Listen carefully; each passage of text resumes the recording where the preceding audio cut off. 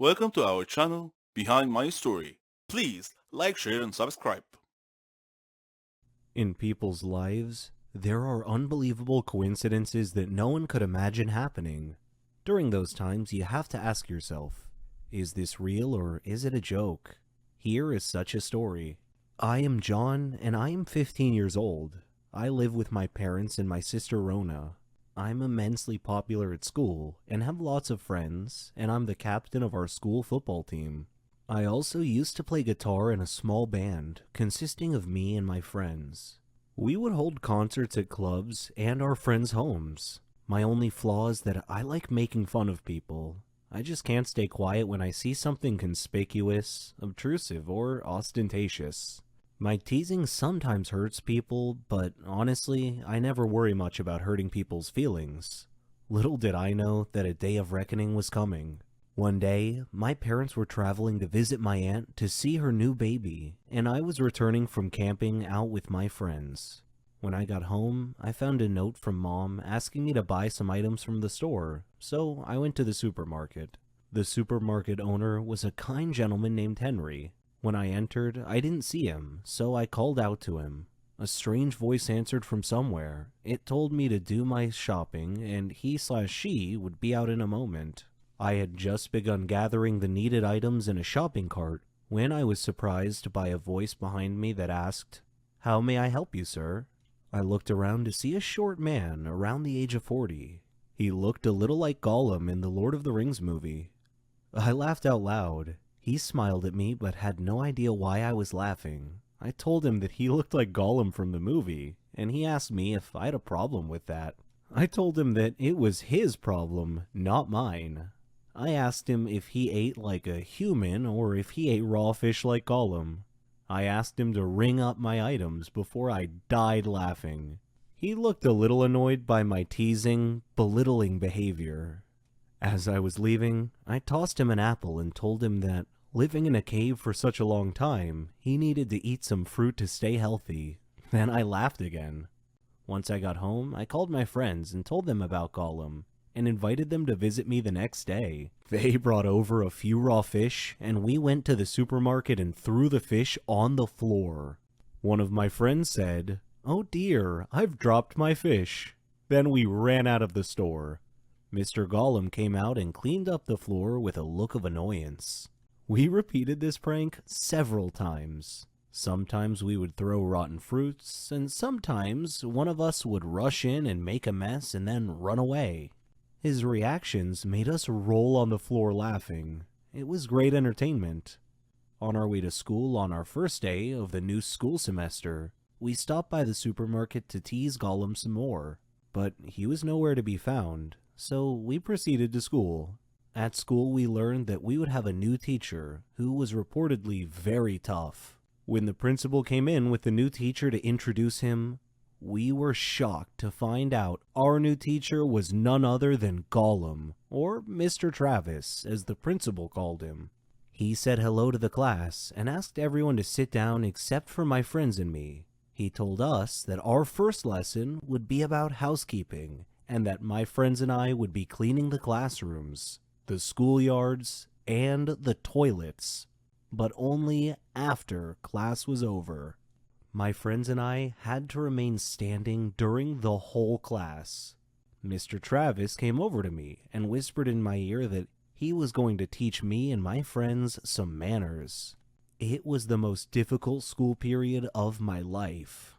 My friends and I learned a valuable lesson. Don't make fun of someone because he may be your boss someday. I must leave you now because I have to clean the restrooms. Ever since I was a child, I adored horror movies. Scary stories, old legends and myths. While most kids were into singers and actors and movie posters, I loved vampires, the one-eyed cyclops, everything related to horror and gore. Monster movies, thrillers, the supernatural, the mysterious, and the unexplained. Because these things only happened in movies. Or so I thought. But what if they were to happen in real life? Let me tell you a story where something like this happened in real life. My name is Marlene, and I'm 15 years old. Like I said, unlike the other kids, I loved horror movies. zombies, vampires, and ghosts. The only one who shared my tastes was my brother Stan, an oddly stylish guy with a strange character. Nevertheless, I liked him. There are a lot of scary monsters, of course, but to me, the werewolf was the scariest of them all. A werewolf is an ordinary person who has been bitten by a werewolf, which in turn causes him to become one too. A werewolf looks like you and me most of the time, but around the time of the full moon, that cursed person will transform into a monster with a taste, or should I say thirst, for human blood. My parents had gone to visit some relatives and stay with them for Christmas holidays, but I stayed home because I wanted to spend that time with my friends. Stan stayed home with me for similar reasons. One night, he came home looking tired, and his hand was bleeding. When I asked him what had happened, he said that some wild dog had attacked him and bit him. I was worried that it might get infected without Mom here to cleanse and bandage it, but he assured me that he was okay. I cleaned it the best I could and put a light bandage around it. The next day was a cold day, but we played outside and had fun together with our friends. At the end of the day, Stan said that he was feeling tired and went straight to his room without saying another word. When I went inside, I could hear him crying in his room, so I went in and asked him if he was okay. Again, he said that he was fine, but I was thinking that maybe the bite on his hand wasn't from a dog, but from some rabid animal. That would have been really bad.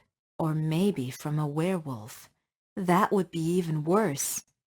I began to worry and started watching him more closely, just to make sure he was okay. I noticed that he began hiding his hand in his jacket pockets, wearing sunglasses at night, and was always tired. I could tell that something wasn't right. Then, one night, I heard strange sounds coming from his room, so I hurried to him. "Stan, please tell me what's going on. Tell me the truth. What is wrong with you?" I asked. And he said, "Really, I'm okay. I'm just hungry. Do we have any meat?" Meat, I thought, as in bloody meat.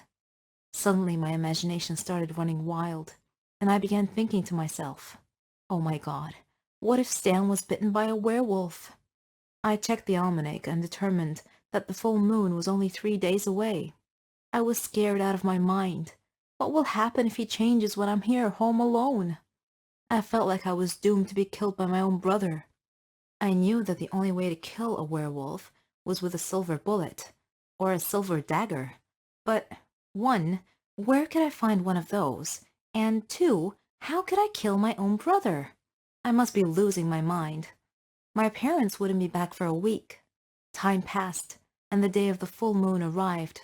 I knew I would have to face the person I loved the most in the world besides my parents, and either I would kill him, or he would kill me. It's a lose-lose situation. When my brother came home, he looked so strange. His eyes were darting around like a wolf, and he even smelled like one too. I pretended to be strong, but inside I was trembling, fearful of what this night might bring. I locked myself in my bedroom and waited for this night to pass quickly. I hoped. Then I heard Stan's door open, and I heard his light footsteps coming closer to my door.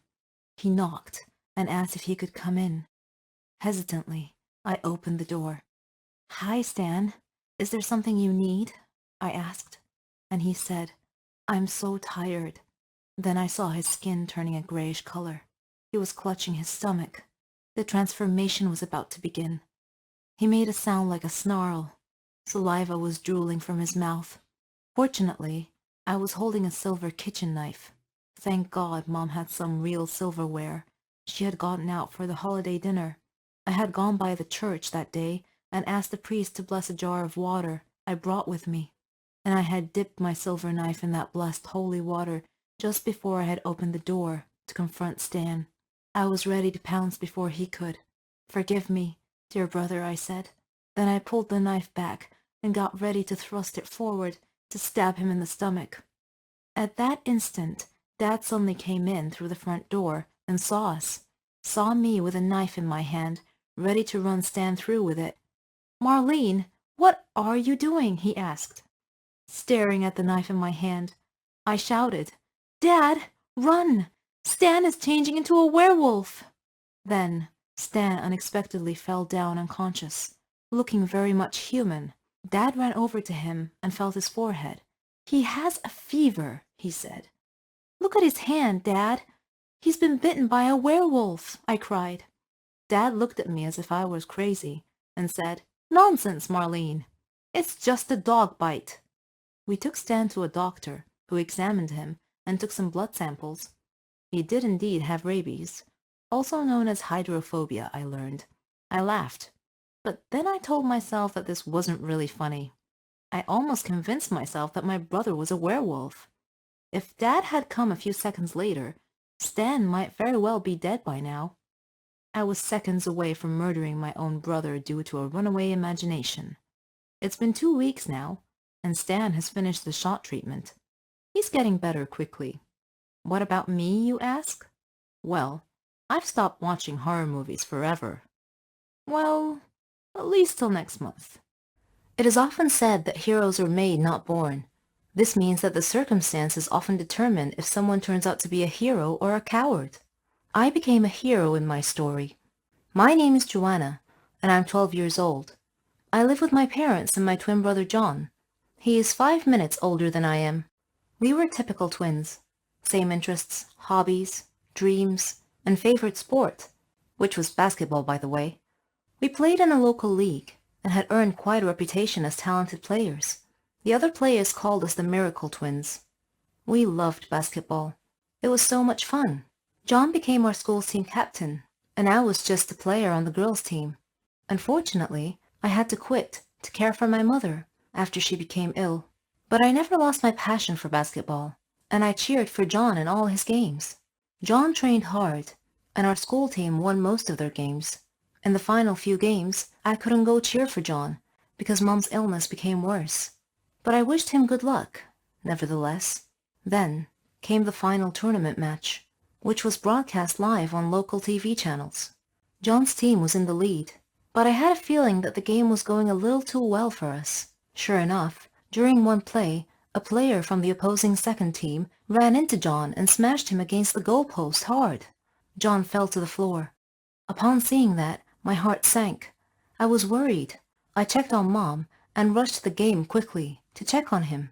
Luckily, it wasn't far from home. He was crying because he was injured and couldn't finish the game.